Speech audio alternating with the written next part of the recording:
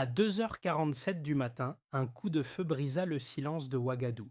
Les rues étaient désertes et Ibrahim Traoré se trouvait dans sa chambre privée, prêt à affronter ce qui semblait être une attaque. Son chef de sécurité entra précipitamment, le visage tendu, l'arme prête, annonçant que des assaillants avaient pénétré par la porte nord. Ce qui semblait être un simple coup d'État en devenir allait rapidement se transformer en une lutte pour la survie de toute une nation.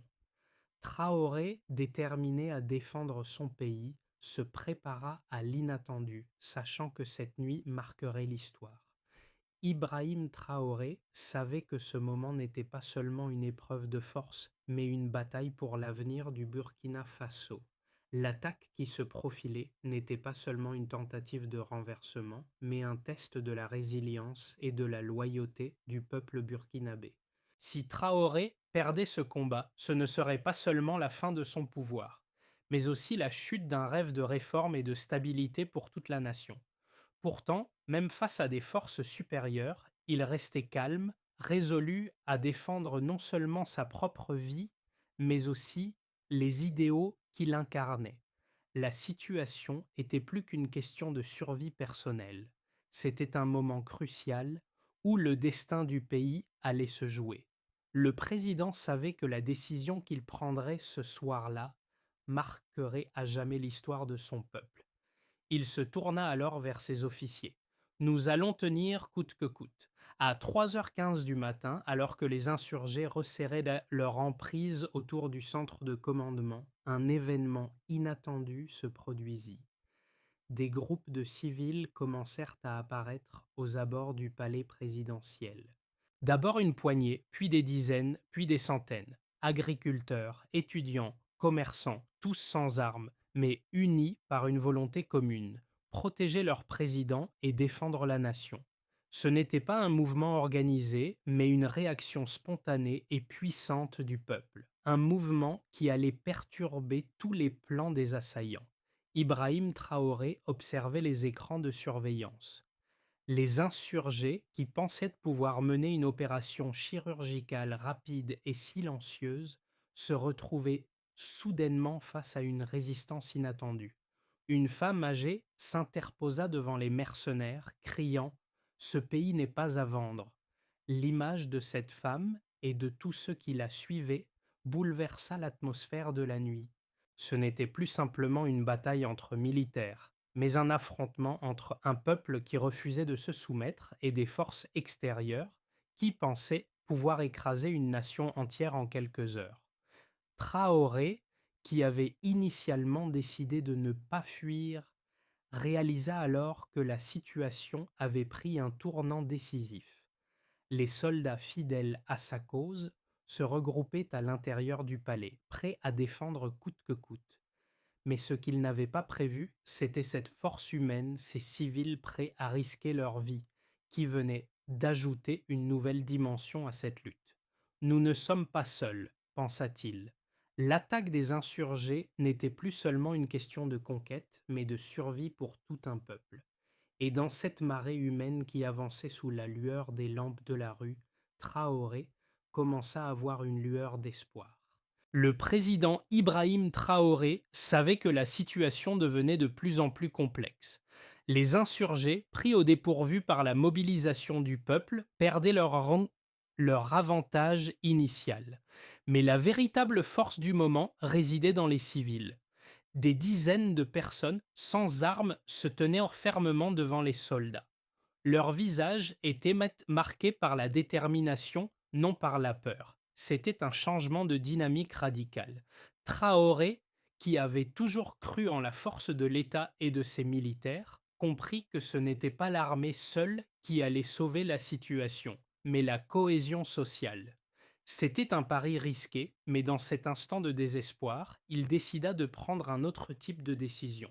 Plutôt que de se barricader derrière des murs de béton, il ordonna d'ouvrir les portes du palais. Cela allait à l'encontre de toute logique militaire. Ouvrir les portes face à un ennemi était un acte de suicide, mais pour Traoré, c'était un acte de foi, non seulement envers ses officiers, mais aussi envers ses civils qui risquaient de leur vie pour lui. Les portes s'ouvrirent lentement et le premier groupe de civils pénétra dans le complexe présidentiel. Un étudiant se précipita vers un soldat, un commerçant saisit une barre de fer, une mère de famille protégea ses enfants. Ce n'étaient pas des soldats, mais ils faisaient face à l'ennemi avec le même courage, voire davantage.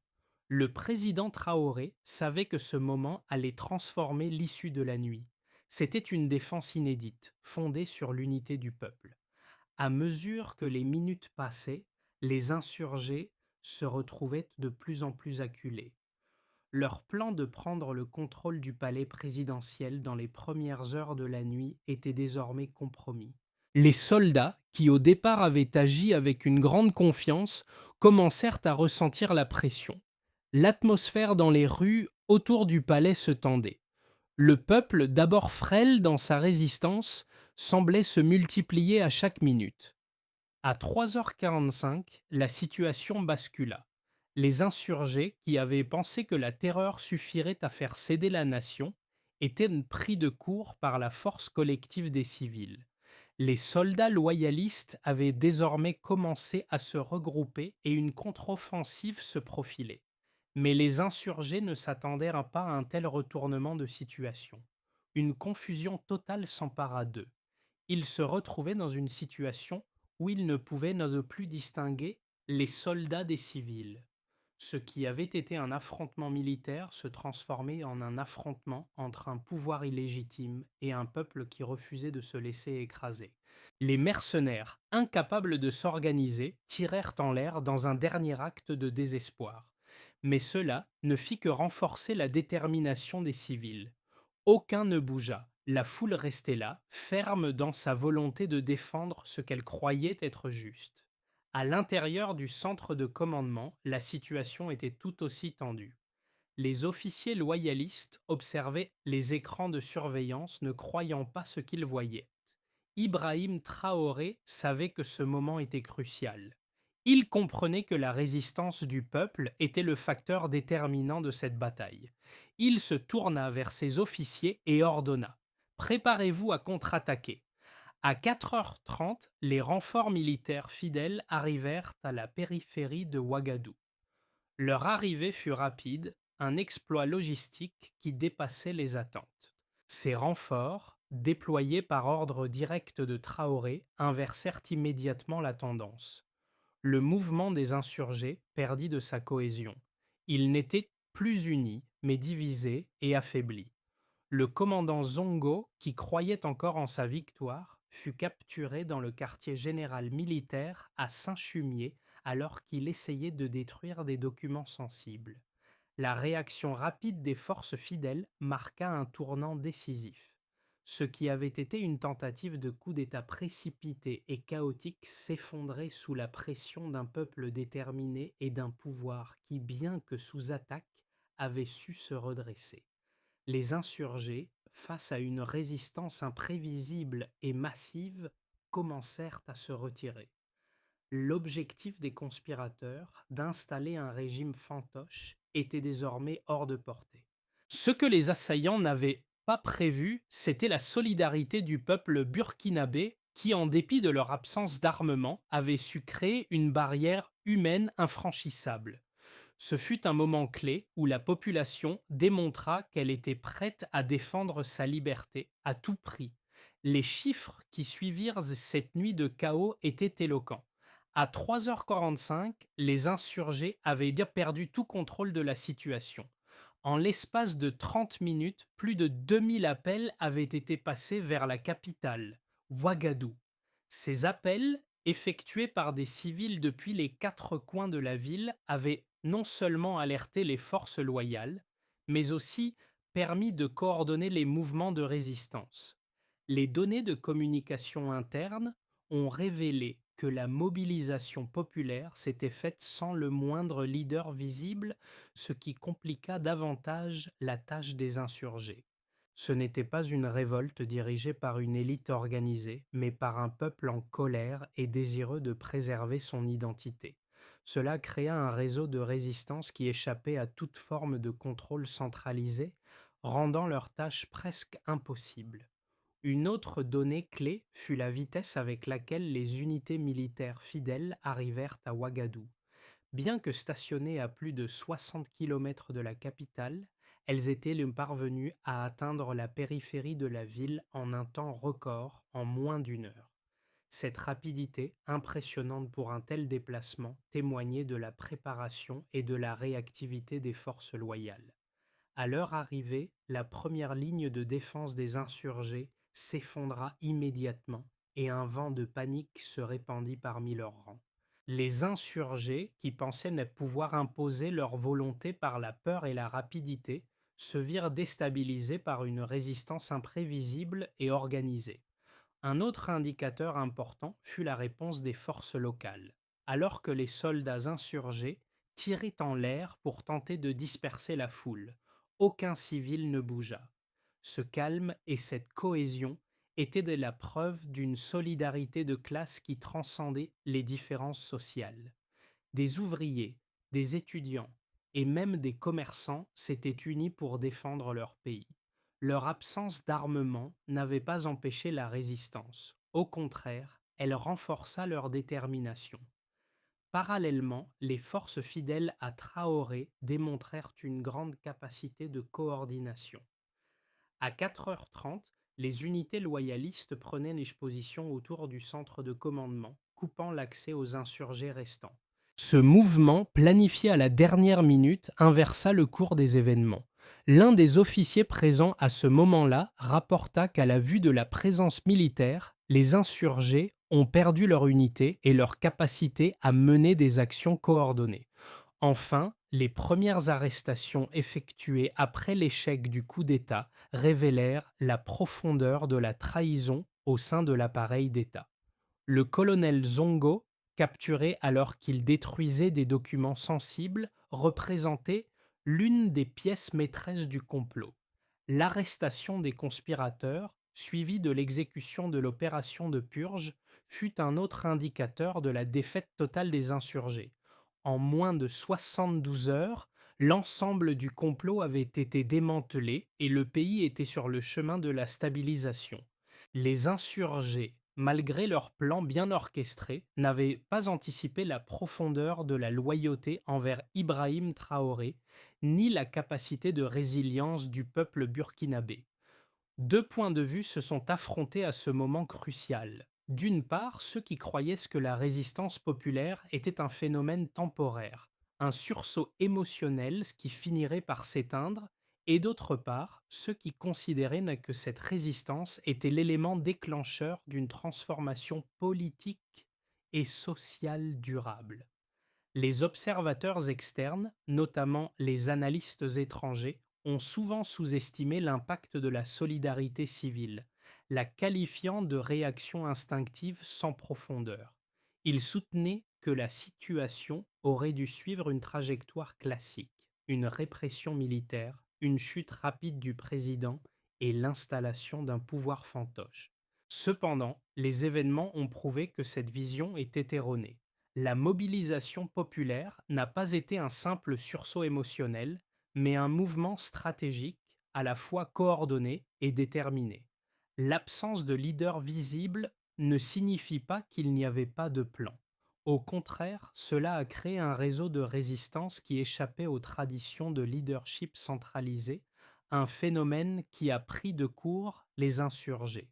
Ce n'était pas une résistance anarchique, mais une réaction spontanée, une démonstration de la force collective d'un peuple unifié par une cause juste. Ce qui a été particulièrement frappant dans cette situation, c'est que les forces militaires loyales, bien qu'indéniablement compétentes et réactives, n'auraient pas pu inverser la tendance sans l'apport de ce soutien populaire.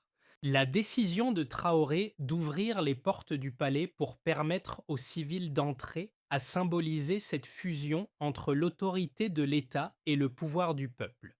Une telle alliance a été décisive.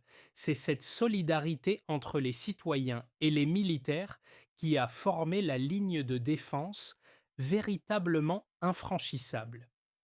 À l'inverse, les insurgés ont commis plusieurs erreurs fatales.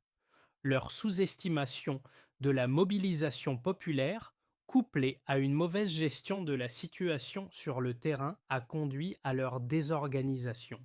De plus, les actions précipitées, comme la tentative de détruire des documents ou de faire fuir les troupes loyalistes en toute hâte, ont trahi leur incapacité à saisir la dynamique complexe du moment. Leur vision simpliste de la situation, fondée sur une approche militaire purement classique, a échoué face à la force imprévisible et décentralisée du peuple burkinabé. À 5h30 du matin, la situation atteignit un point de bascule. Les insurgés, pris entre la résistance populaire et l'arrivée des renforts militaires fidèles, commencèrent à se désorganiser. Alors que les premiers rayons du soleil se levaient sur Ouagadou, un sentiment de victoire commence à émerger. Mais il restait encore un long chemin à parcourir. Ibrahim Traoré, ayant pris la mesure de l'ampleur de la résistance populaire, comprit que cette nuit avait changé son pays à jamais. Ce n'était plus une simple défense de son pouvoir, mais une défense collective de la nation. Les mercenaires, qui s'attendaient à une victoire facile, se retrouvèrent face à un défi qu'ils n'avaient pas anticipé. Leur stratégie, basée sur la peur, échoua devant la détermination des civils. Cependant, même si le climat général commençait à pencher en faveur des forces loyalistes, la guerre n'était pas encore gagnée. Traoré savait que l'équilibre pouvait basculer à tout moment. Cette victoire initiale ne garantissait pas encore la sécurité à long terme, et il devait maintenant préparer le pays pour la réconciliation et les défis à venir. Lorsque la poussière se dissipa enfin à Ouagadou, les véritables conséquences de cette nuit d'attaque se révélèrent plus profondes que ce que l'on aurait pu imaginer. Bien que les insurgés aient été repoussés et que l'attaque ait échoué, les répercussions sur le terrain étaient multiples et complexes. La première et la plus évidente conséquence était le renforcement du leadership d'Ibrahim Traoré. Mais cette victoire ne venait pas sans des coups importants. Tout d'abord, la confiance du peuple burkinabé en son président fut consolidée, mais le fossé entre l'élite politique et la population s'élargit. Beaucoup ont vu dans la résistance populaire une forme de rejet des autorités traditionnelles, un appel à une nouvelle gouvernance plus transparente et plus inclusive. D'un autre côté, le soutien militaire loyal à Traoré n'était pas uniforme. Bien que les unités arrivées en renfort aient inversé la situation, des tensions internes au sein de l'armée sont apparues, notamment après la prise de contrôle des conspirateurs. La purge des officiers corrompus, bien qu'essentielle, a révélé la profondeur de la trahison au sein de l'appareil d'État. L'arrestation du colonel Zongo et de ses complices marquait le début d'une refonte nécessaire, mais aussi le début de nouvelles luttes internes pour la consolidation du pouvoir. Les entreprises locales ont également ressenti les conséquences de l'attaque. L'incertitude et la violence ont perturbé les échanges commerciaux et mis en danger les investissements étrangers. L'indice boursier sous-régional a chuté de 9% dans les jours suivant l'attaque, un signe visible de l'instabilité économique créée par les événements. Les sociétés minières, bien qu'implicites dans la crise, ont vu leurs contrats suspendus en attendant une évaluation. Cette instabilité économique ne semblait pas vouloir se résoudre rapidement, bien que la gouvernance de Traoré et la reprise de la stabilité militaire aient ouvert la voie à des discussions sur des réformes économiques nécessaires. Parallèlement, la société civile a émergé comme un acteur central. L'un des effets les plus significatifs a été l'essor de collectifs citoyens. De Koudougou à Fada, des milliers de citoyens se sont organisés pour exiger des réformes transparentes, des audits publics et des protections pour les lanceurs d'alerte. Ce mouvement a révélé que le peuple ne voulait plus être un spectateur passif, mais un acteur de son propre destin politique. Les forums publics ont vu le jour, où la question de la corruption et des abus de pouvoir occupait une place centrale. Enfin, la région tout entière a observé avec attention l'événement de Ouagadou. Le Burkina Faso, loin de sombrer dans l'instabilité, devenait un symbole de résistance.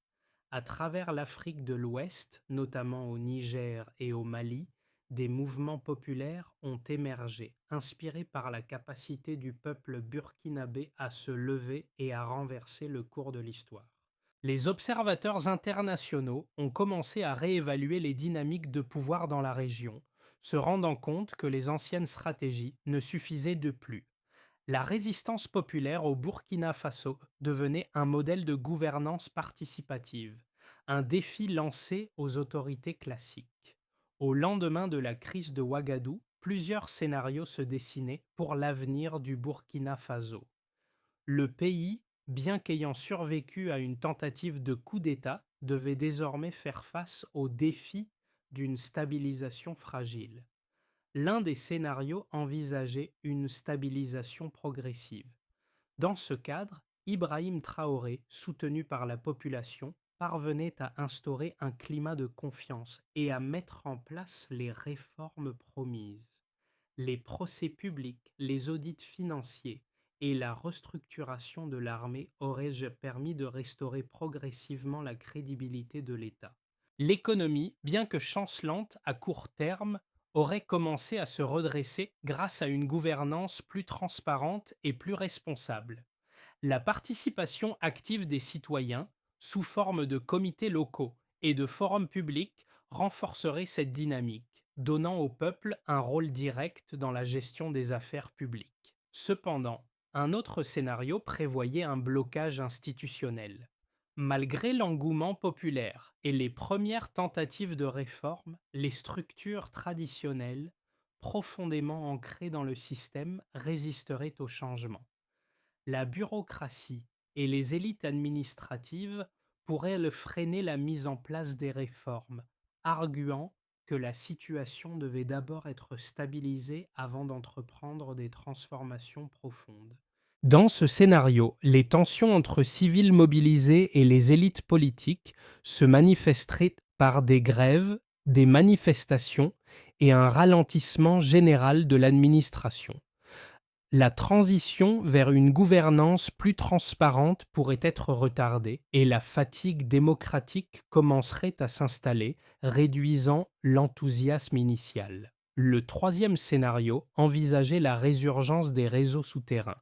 Après l'échec de la tentative de coup d'État, des forces internes et externes pourraient se regrouper pour tenter de déstabiliser à nouveau le pays. Les réseaux d'opposants, notamment ceux liés à des factions militaires non purgées, pourraient reprendre contact avec des soutiens extérieurs et des campagnes de désinformation pourraient semer la confusion parmi la population.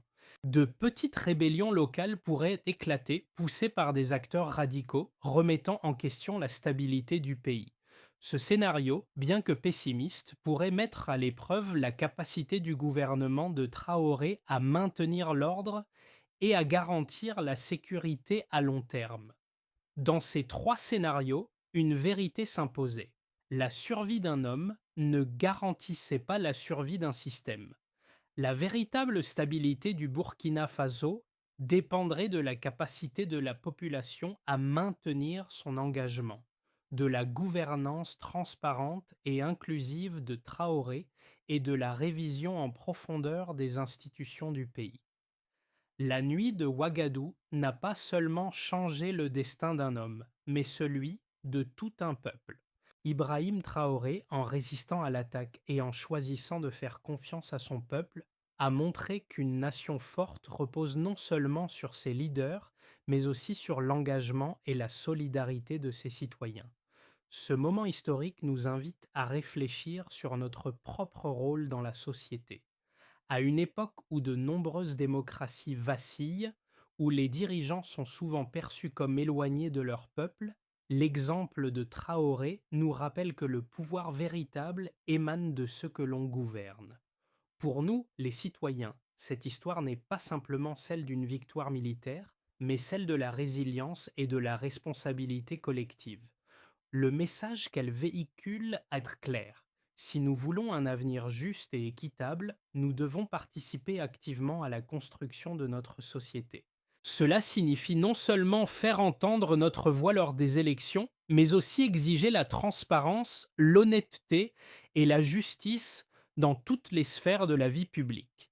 Les leçons tirées de cette nuit de Ouagadougou devraient nous inspirer à être plus attentifs aux dynamiques de pouvoir, à ne jamais sous-estimer l'importance de la solidarité et à comprendre que chaque action, même la plus petite, a un impact sur l'ensemble de notre communauté. Nous, en tant qu'individus, avons le pouvoir de façonner notre futur, tout comme le peuple burkinabé a façonné le sien. Cela dépend de notre capacité à nous unir pour un objectif commun, à défendre nos valeurs et à ne jamais accepter l'injustice, peu importe sa forme. Pour garantir la pérennité des réformes et la stabilité du Burkina Faso, plusieurs étapes doivent être entreprises. Tout d'abord, il est essentiel de renforcer la transparence administrative. Le gouvernement doit publier régulièrement les budgets nationaux et organiser des réunions publiques mensuelles où les citoyens peuvent y poser des questions sur les décisions politiques et économiques. Cela permettrait de créer une relation plus directe entre l'État et la population, renforçant ainsi la confiance dans les institutions. Ensuite, il est crucial de régénérer les forces armées en poursuivant la rotation des officiers militaires pour éviter la concentration du pouvoir au sein d'un petit groupe.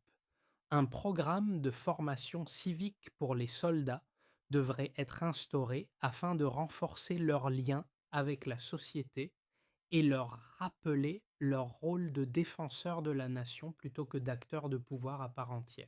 La création d'une commission de surveillance indépendante composée de représentants de la société civile, de journalistes et d'experts en droit est également indispensable pour garantir que les réformes sont suivies de manière efficace et que les anciens conspirateurs sont traduits en justice de manière transparente. Enfin, la mise en place de mécanismes de participation populaire est primordiale. Il faut encourager la formation de comités locaux qui interagiront directement avec les institutions gouvernementales, assurant ainsi une communication fluide entre l'État et ses citoyens, en particulier dans les régions rurales. Cette participation active de la population, notamment à travers les forums publics et les discussions ouvertes, permettra de garantir que chaque voix est entendue et que le changement soit réellement inclusif.